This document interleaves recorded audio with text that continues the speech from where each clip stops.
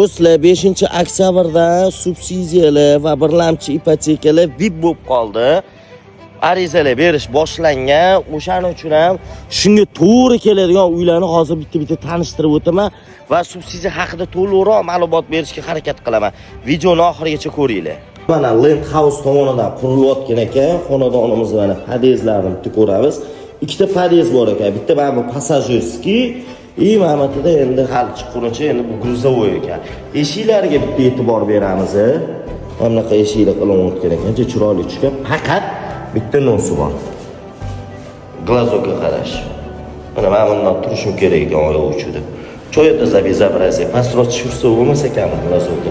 Ketaveramiz.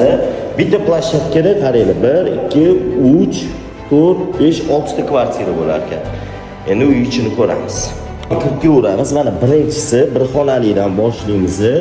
Bu kvartiramiz subsidiyalari chiqqanlar bo'lsa 11.900 bilan chiqarkan oyma-oy to'lovingiz где-то 4,5 million so'm atrofida bo'lar ekan.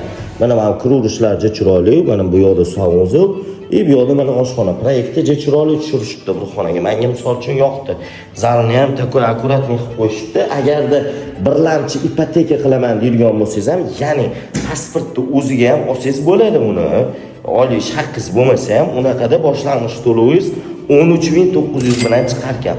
Oyma-oy to'lovingiz esa 4.500 dan to'g'ri kelar ekan. O'sha 4,5 milliondan. Endi ijaraga pul to'lagandan ko'ra, menimcha shu variant yaxshi deb o'ylayman.